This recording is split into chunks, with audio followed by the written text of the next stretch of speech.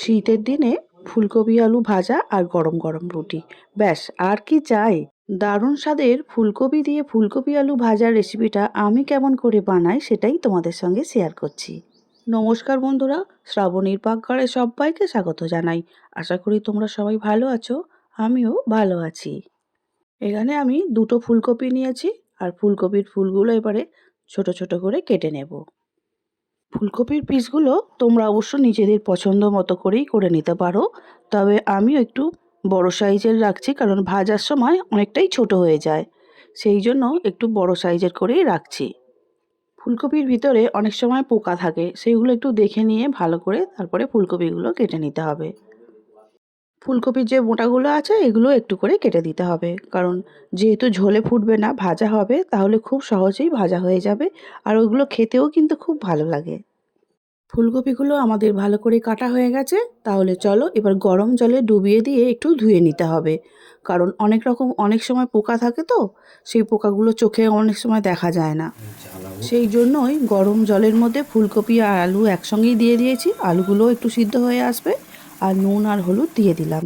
2 minute খুব ভালো করে ফুটিয়ে নিয়েছি। একদম সিদ্ধ করলে কিন্তু খেতে ভালো হবে না, একটু কাঁচা থাকতে হবে, তাহলে ভাজলে খেতে ভালো হবে। একটা চুবড়ির মধ্যে দিয়ে জলটা ঝাড়িয়ে নিলাম, যাতে ফুলকপি আর আলুর মধ্যে একদম জল না থাকে, সেই জন্য একটু ভালো করে জলটা ঝাড়িয়ে নিতে হবে। এবারে ভেজে নিতে হবে, সেই জন্য তেল দিয়ে দিলাম। দিয়ে দিচ্ছি 1 চামচ 5 ফোড়ন, আর 3-4টে শুকনো লঙ্কা মাঝখান থেকে 2 টুকরো করে ওই তেলের মধ্যেই দিয়ে দেব। শুরুতেই বলে রাখি, এখানে কোনো কাঁচা লঙ্কার ব্যবহার করবে না, মানে আমিও করিনি, কারণ কাঁচা লঙ্কার গন্ধটা ফুলকপি আলু ভাজার সঙ্গে ঠিক যায় না, সেই জন্য আমি দিইনি। তোমাদের যদি অসুবিধা হয় শুকনো লঙ্কার, তাহলে কাঁচা লঙ্কা অবশ্যই ব্যবহার করতে পারো। শুকনো লঙ্কা 5 ফোড়ন ভাজার সময় যখনই একটা সুন্দর গন্ধ ছাড়বে না, ঠিক সেই সময় ফুলকপি আলু যে জল ঝরানো আছে সেটা তেলের মধ্যে দিয়ে দিতে হবে। আমিও তাই দিয়ে দিচ্ছি ফুলকপি আলু। দেওয়ার পরে নাড়াচাড়া করে তেলের সঙ্গে একটু মিশিয়ে নিতে হবে। এখন আস্তে আস্তে ভাজতে শুরু করতে হবে, আর গ্যাসের জোরটা মিডিয়ামে করে দেবে। চাইলে মাঝে মাঝে লোতেও করে দিতে হবে, কারণ কড়ার নিচে যাতে লেগে না যায়। লাগবেও না, কারণ সেই অনুযায়ী জল এর গায়ে নেই, তবুও আমি বলছি একদম হাই হিটে ভাজার দরকার নেই, তাহলে ফুলকপি আলুগুলো গায়ের কালারটাই চেঞ্জ হয়ে যাবে, সুন্দর করে ভাজাটা কিন্তু হবে না। শীতের রাতে রান্নাঘরে তো যেতেই ইচ্ছা করে না, যে হাত পা বের করে রান্না করা বড্ডই বিরক্ত লাগে। তো তাড়াতাড়ি ঝটপট বানিয়ে নেওয়ার জন্য এই রকমভাবেই কিন্তু ফুলকপি আলু ভাজা আর গরম গরম রুটি হলে মন্দ হয় না। আর এখন তো আমার বাড়ির সামনে দিয়ে 2-3 দিন ছাড়া ছাড়াই ঝোলা গুড় নিয়ে গুড় ব্যাপারীরা চলে যাচ্ছে। তো একবার ডাকলাম, তাদের কাছ থেকে একটু গুড়ও নিয়েছি।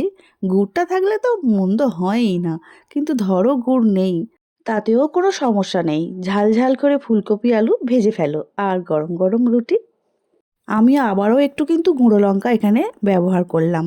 আমি তো আগেই বলেছি এই কাঁচা লঙ্কার ব্যবহারটা এখানে আমি করছি না, অথচ ঝাল ঝাল খেতে হবে, সেই জন্যই আমি এখানে গুঁড়ো লঙ্কাটার ব্যবহার করলাম। তোমরা চাইলে এই গুঁড়ো লঙ্কার ব্যবহারটা নাও করতে পারো, কারণ প্রথমেই শুকনো লঙ্কার ব্যবহার করা আছে।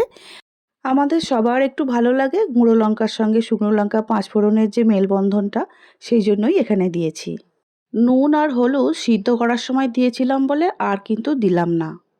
এখন দিয়ে দিচ্ছি অল্প একটু হিং। তেলের মধ্যে হিং দিলেই ভালো হয়, কিন্তু যেহেতু আমি সবজিগুলো ভাজা করছি, এর মধ্যে কোনো জলের ব্যবহার করব না, তাহলে এখনও দিলে কোনো অসুবিধা হবে না।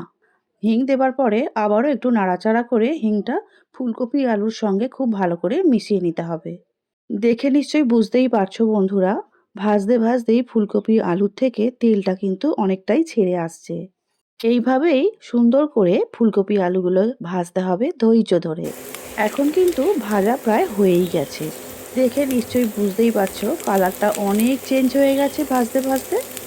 আর আমাদের সবজিগুলো কিন্তু খুব ভালোভাবে সিদ্ধও হয়ে গেছে। এর মধ্যে এবার দিয়ে দেবো একটু কাসুরি মেথি, গন্ধটা আর একটু ভালো হয়ে যায়। কাসুরি মেথি দেওয়ার পরেও কিন্তু ভালো করে ভেজে নিতে হবে 1-1.5 মিনিটের জন্য। তাহলে কাসুরি মেথিটাও ভালো করে একটু ভাজা ভাজা হয়ে গেলে ওর থেকেও কিন্তু গন্ধটা খুব ভালো বেরোয়। তাহলে তৈরি হয়ে গেল আমাদের শীতকালীন ফুলকপি দিয়ে ফুলকপি আলু ভাজা। আমি এখন একটা সার্ভিং প্লেটের মধ্যে তুলে নিচ্ছি।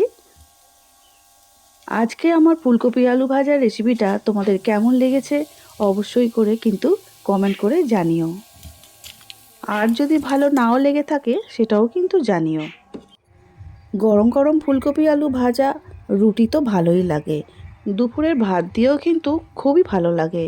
তখন কিন্তু সঙ্গে একটু ডাল রেখো।